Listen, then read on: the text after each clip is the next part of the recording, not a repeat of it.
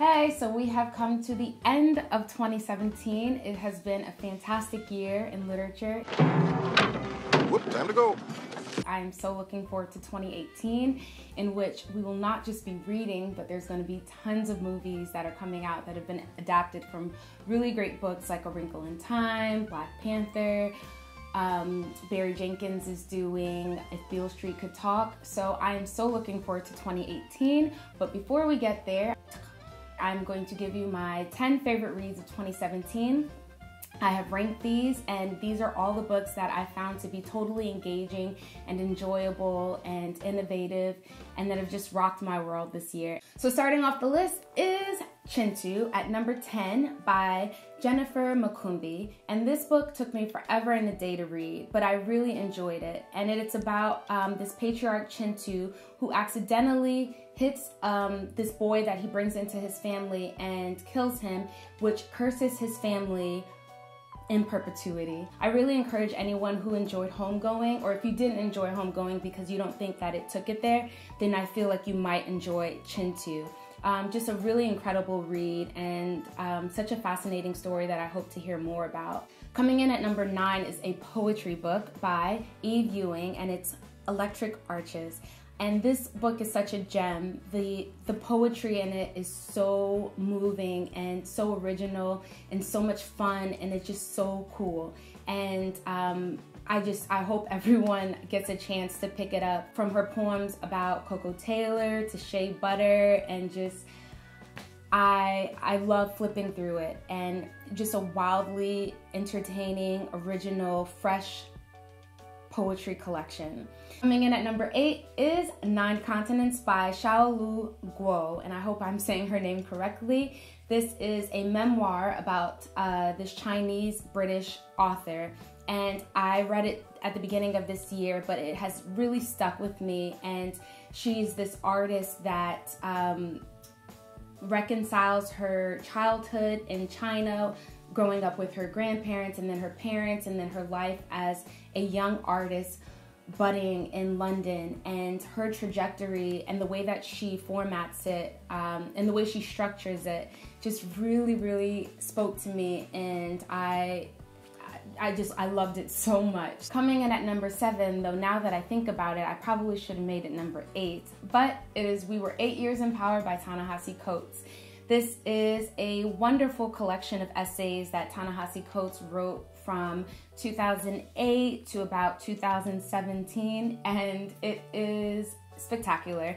It's all of these essays that he wrote at The Atlantic, and it chronicles his time of ascension into celebrity and into becoming a Black public intellectual at the same time of Obama's presidency, and it just goes through this history of showing the parallels through different historical moments and historical figures, contemporary figures.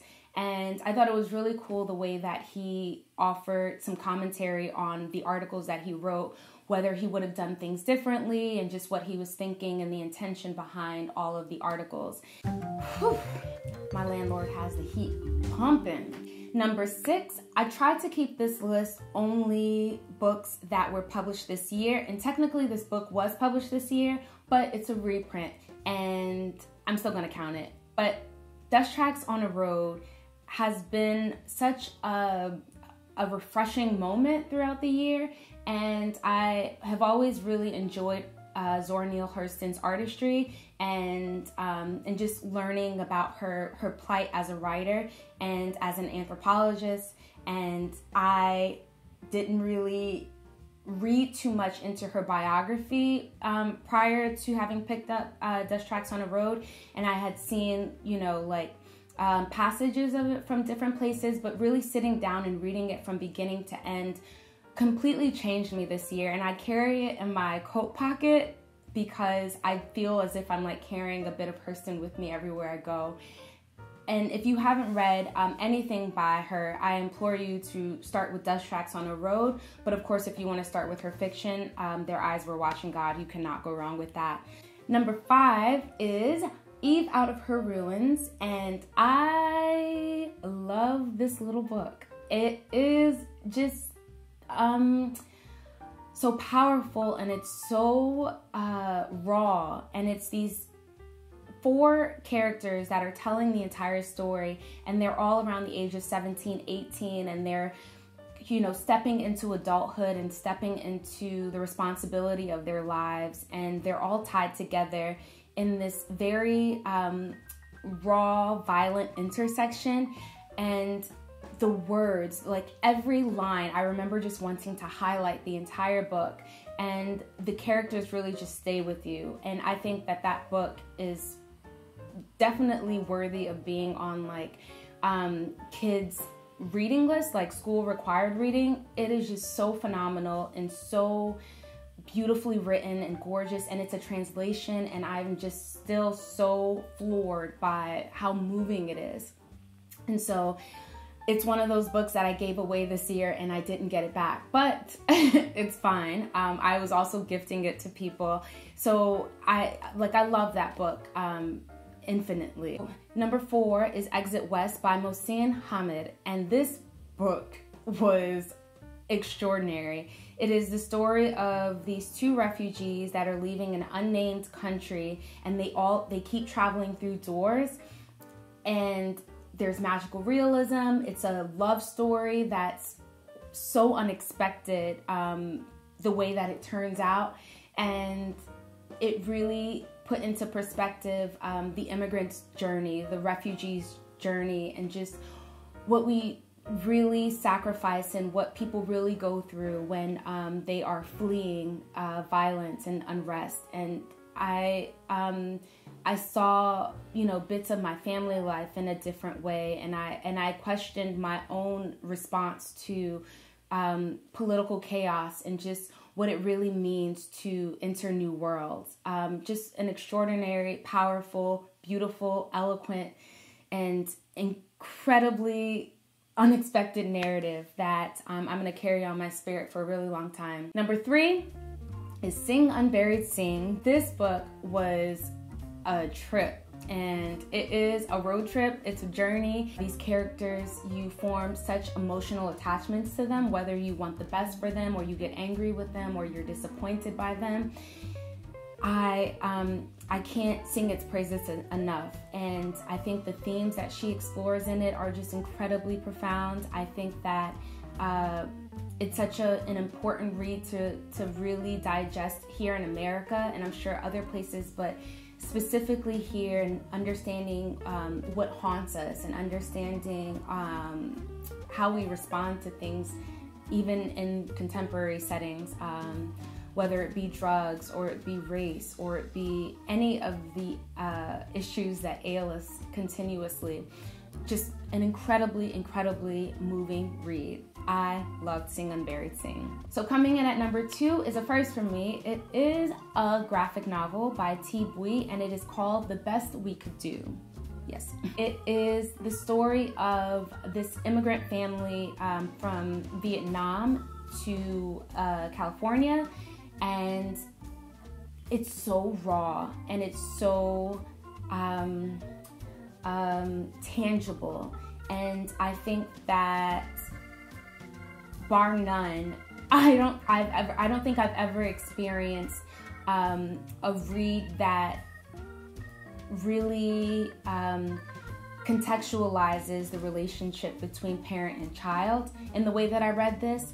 And it was really emotional, especially the father part, even though I think the foundation or the intention behind this was behind Bui's relationship to mothering, whether it was with her mother or herself becoming a mother. But there was this point in it that I experienced something that I've never experienced before, where she was talking about her father and understanding him in a new way. And I remember just sort of like becoming so emotional and so altered. And it's just so beautiful. And I am never looking at parenting the same, the relationship between parent and child. It's really, really incredible. And then And of course, I have given this book away as well, and it is Lincoln and the Bardo by George Saunders. I have not been able to stop talking about this book this year. Every opportunity that I get to give it to someone, I do.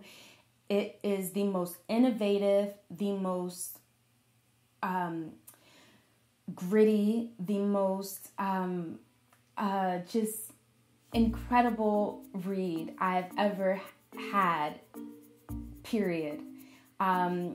I think this book has really set the bar for 2017 and for reading in the future, because I don't think I've ever really experienced anything where it's completely narrated by, ghosts in a graveyard or ghosts of beyond, and really forcing us to contemplate or observe our own behavior on this side.